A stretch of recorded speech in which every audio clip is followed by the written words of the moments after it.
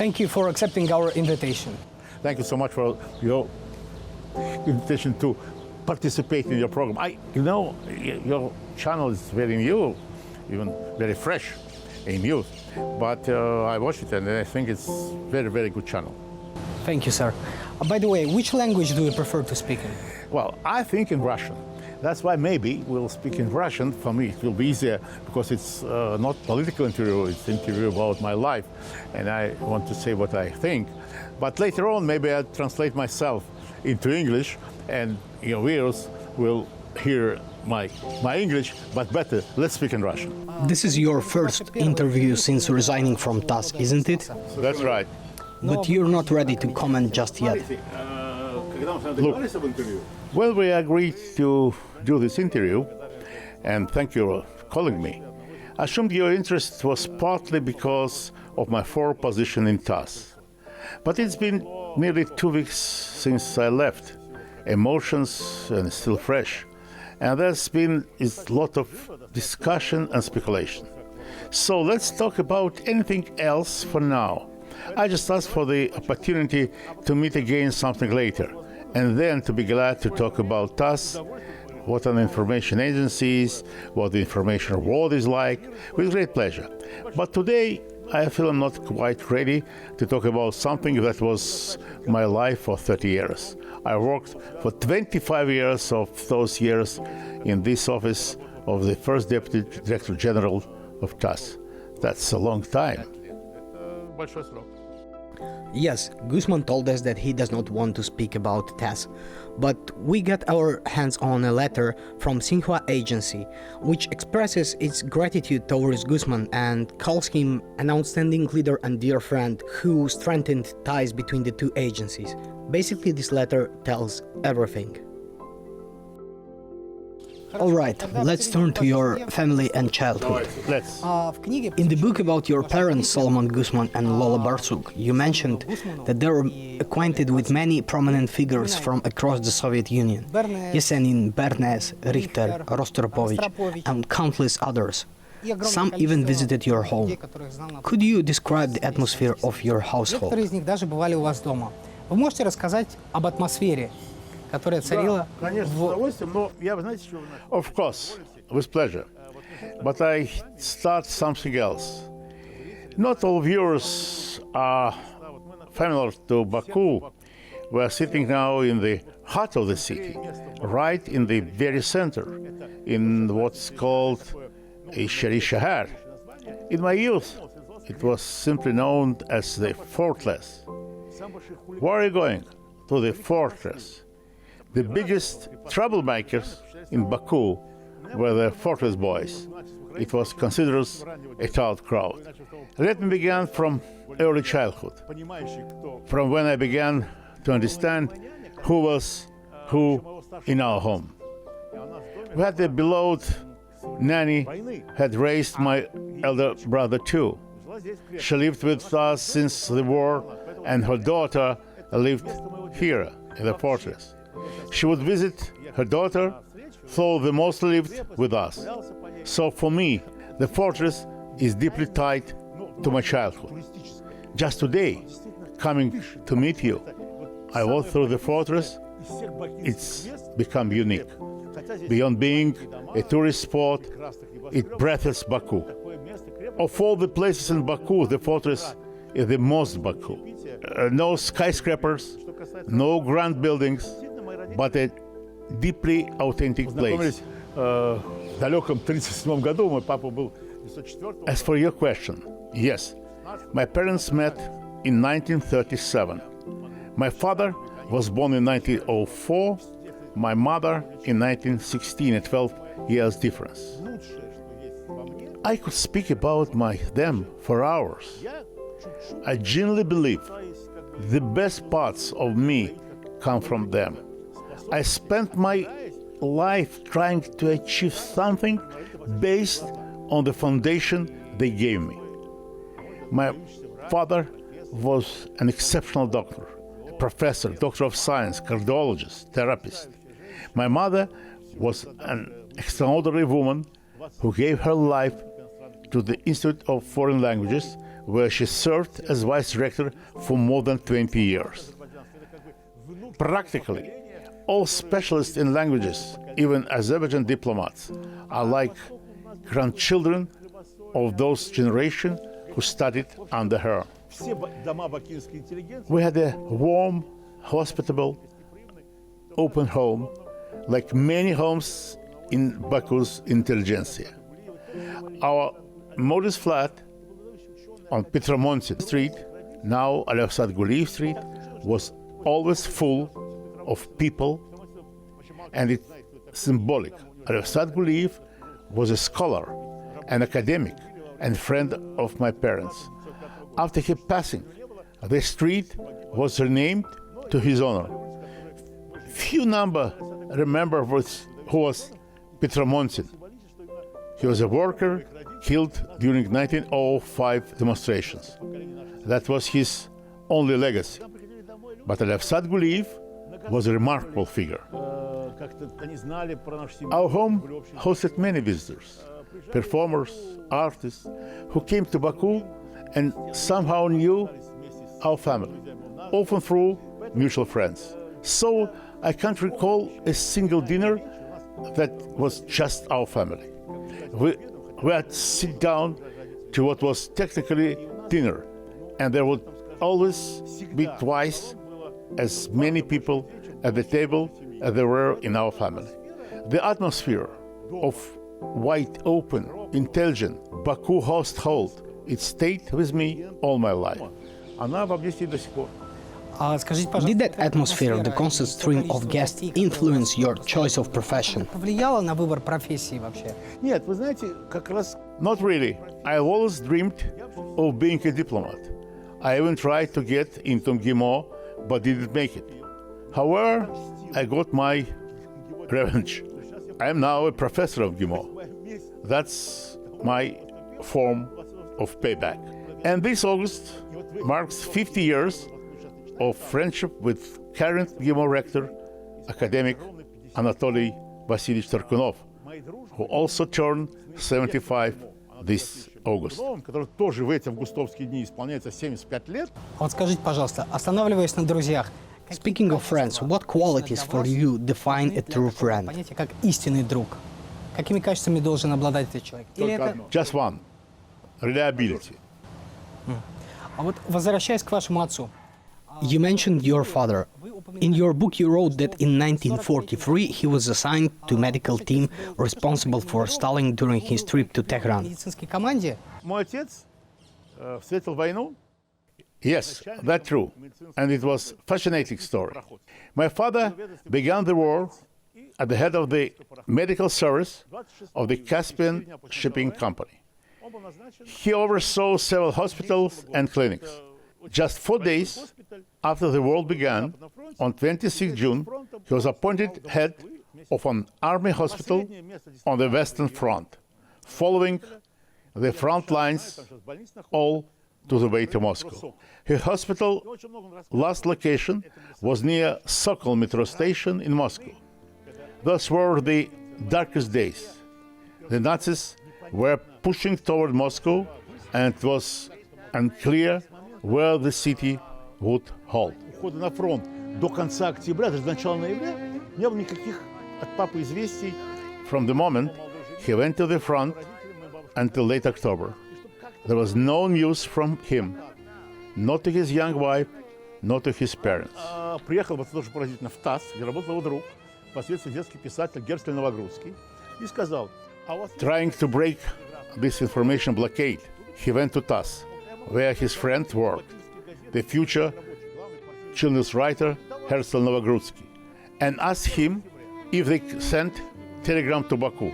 Novogrudsky agreed. On October 31st, 1941, an article appeared in the Baku newspaper Bakinsky Rabochi, titled Moscow These Days, signed by military doctor Solomon Gusman. He said Moscow was holding, still working, even the Bolshoi Theater was open. Победоносная Красная Армия шла вперед, и вдруг практически это было уже... This reassured my mother and grandparents. In late 1942 or early 43, without any lobbying or requests, he received orders appointing him chief medical officer of the Caspian flotilla. He had no idea why, but it turns out that for all of the 1942, Stalin, Roosevelt, and Churchill were discussing where to meet. Это сейчас известно уже из переписки Сталина, Рузвельта и Черчилля. Шли обсуждения, где им встретиться на конференцию трех держав. They talked about Cairo, Morocco. Stalin said he support the conference, but wouldn't attend unless it was to Tehran. Я поддерживаю идею конференции, но вот если это будет там-то, то делегация... Travel was a security concern. The train would go from Moscow to Baku, or rather to the Nasosnaya station nearby. One of the tasks passed down to Baku military and politically leadership was to provide medical security during the brief stop in Baku. Насосная, что не было ажиотажа в городе, такая станция. И вот, как выяснилось, что среди тех поручений... My father was in charge of this. He said that two medical vehicles met the train, one carrying him, another with the head of Azerbaijan NKVD medical service, and the Kremlin doctor, and a head from Moscow. Together, they escorted Stalin train. He told me how Stalin, Voroshilov, Molotov, and Beria stepped off of the train and got into cars. With my father riding in one of the medical cars in the motorcade. They drove through Baku and stopped at what is now Highland Park. Сталин осмотрел город, он не выходил из машины. Stalin didn't leave with the car, but he opened the window and looked out. Baku was a very known city for him. They stayed overnight in a country dacha, and the next morning, Stalin flew to Tehran. His first and the only flight by airplane. Speaking of Baku, for past 40 years you've been coming here nearly every month. Каждый месяц. I would say I visit Baku at least twice a month. And what changes in the city struck you most? Social or architectural? Социально, архитектурно. Давайте начнем с того, что... Let me start with why I come to Baku. It's not just nostalgia for my youth. My mother, whom I adored, passed away on May 3, 1977. My father died on October 2nd, 1980. And even since then, after my father passed, I made a promise to myself, and have never broken it, that I must visit their graves at least twice a month. They are buried in the old Jewish cemetery. На старом еврейском кладбище. Это для меня приоритет номер один. That's my number one priority. I simply cannot go on living unless I visit their graves at least once every 2 weeks.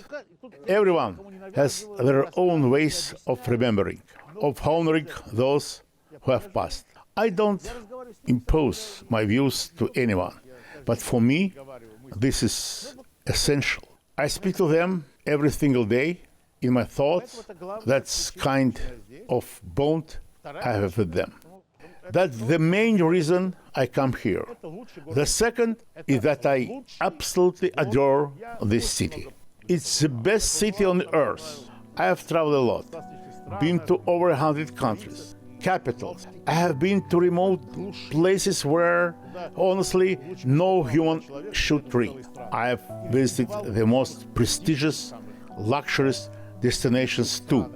But the air of Baku, the atmosphere, the spirit, that voice of my native land, it means everything to me, absolutely everything. Вот просто все. So in Baku you feel like you can breathe freer. Baku may be the only place on earth where I truly feel free to breathe. Хорошо. Переходя к вашей профессиональной деятельности. Let's. Alright, let's turn to your professional path. I'd like to touch on one particular episode. In late 80s, you and your colleague Pavel Gusev went on a work trip to Paraguay. You described the experience as we spent a night staring death in the face. Could you tell us what happened? That's true. Можете немножко рассказать о том, что произошло? 1988 год. It was 1988. The Soviet Union had no diplomatic ties with Paraguay, but Perestroika was in full swing. We were Komsomol officials from the Youth Organization Committee handling international relations, opening up places previously closed to Soviet citizens. Places like Paraguay, ruled by the dictator Strassner. Taiwan was still under the clique, as it was called. We were exploring new horizons. Новый горизонт. Оказались в Парагвае. У нас была делегация 4 человека. There were 4 of us in the delegation. Pavel Gusev, myself, a translator, and another man who I believe was an intelligence officer, though officially he was a researcher. That was our team. I was head of the press and information department at the committee. We were assigned to stay 2 per room. Gusman and I shared a room, the others had the second.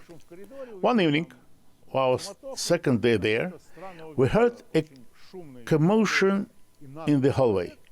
Some loud young man was throwing 2 prostitutes out of his room, ugly yelling at the hotel portier for sending him bad prostitutes. Pasha and I exchanged a couple of words in Russian. That man overheard us and said, "Oh, Russians." We nodded. He immediately came into our room. Оказался это такой печально и всемирно известный террорист. Turned out he was a notorious, globally known terrorist from one Arab country. Арабских мест. So infamous he had been sentenced to death in nearly every Arab country. At some point, he trained in Soviet military camps. Yes, such camps existed. He clearly had a serious mental issues. He proudly talked about how many people he had killed, claimed he had 2 Kalashnikovs in his room and 2 more in his car. Then went on about how Soviet-made Kalashnikovs were better than other ones. Но при этом он говорил открыто, что он должен убить любого еврея, которого он встретит на пути. Openly declared his hatred for Jews. Said he had to kill any Jew he met. Told us how he bought equipment from a Jewish Brazilian only to murder him, his wife, and their 6 children. But I did transfer his money, he said. I am honest trader. You can imagine our faces. We sat through the night, him rambling on about his crimes. Вот, но вообще такие истории. У меня, например, была история вот в школе, связанная с такими вещами еще более. Another story, even more horrifying, happened later in Amman, Jordan, while preparing for a conference. A colleague and I checked in our hotel and went down for dinner. But restaurant was closed for a wedding. He said, "Let's wait around, let's go something nearby." I tried to pursue him to stay.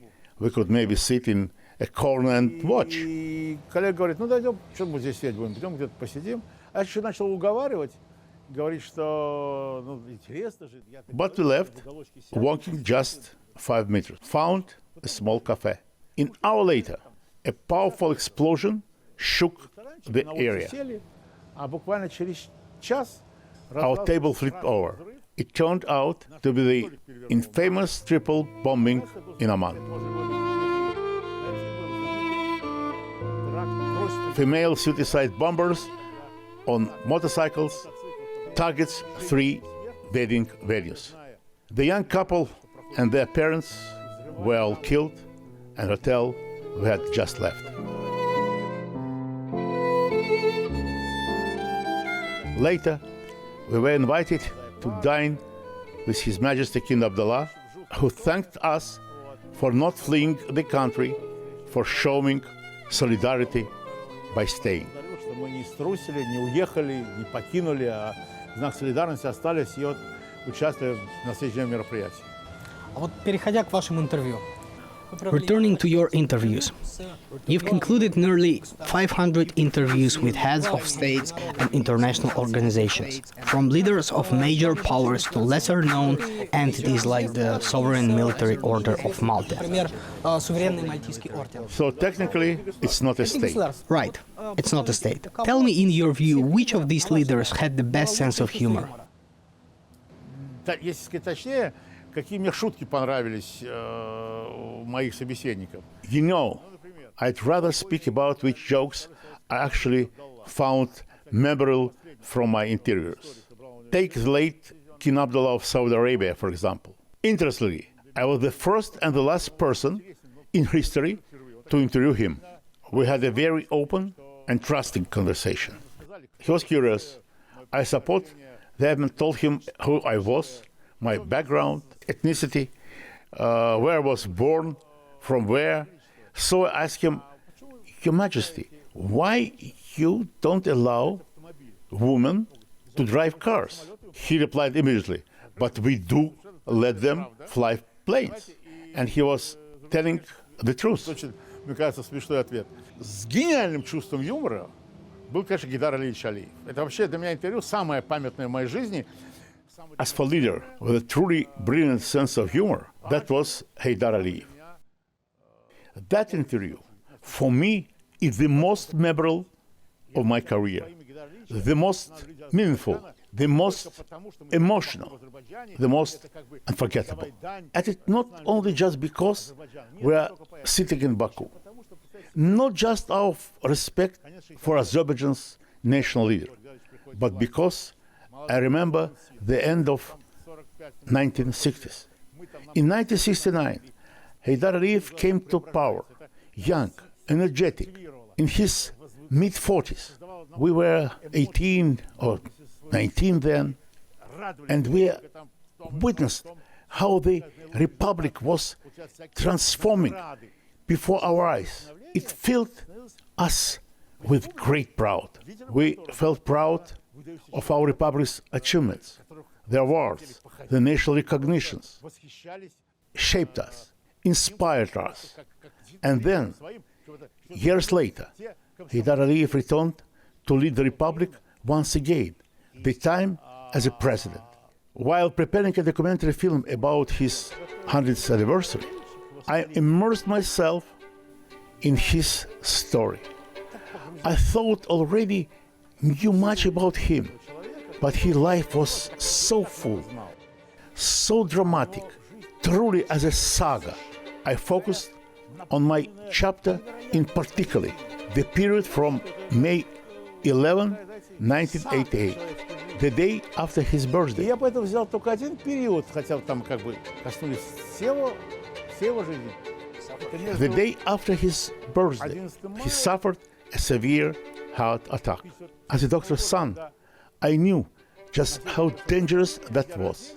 For most people, such an event is irreversible.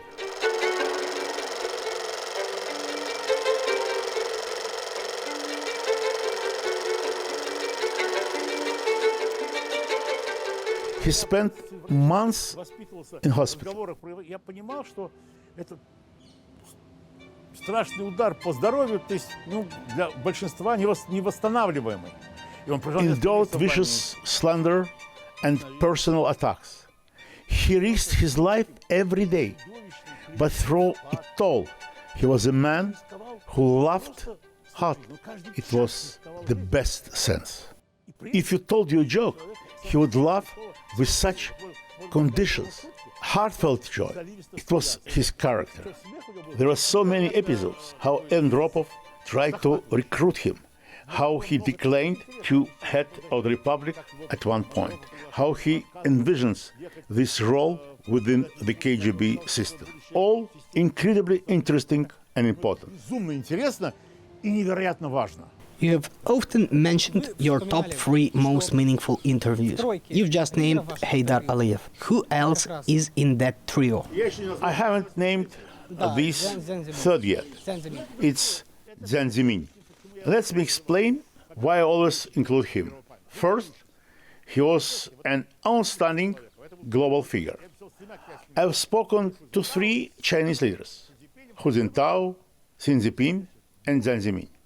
Imagine sitting across from someone so wise, so profound, so incredibly knowledgeable, who leads a country of almost 2 billion of people. How did he rise to that level without coups, without revolutions, in a country that is, let's say, no particularly democratic, no direct elections as such, you still to reach that summit? What sort of corridors must he have walked? Which corners had to be cut or navigated? It's fascinating, credibility so. Но это же безумно интересно.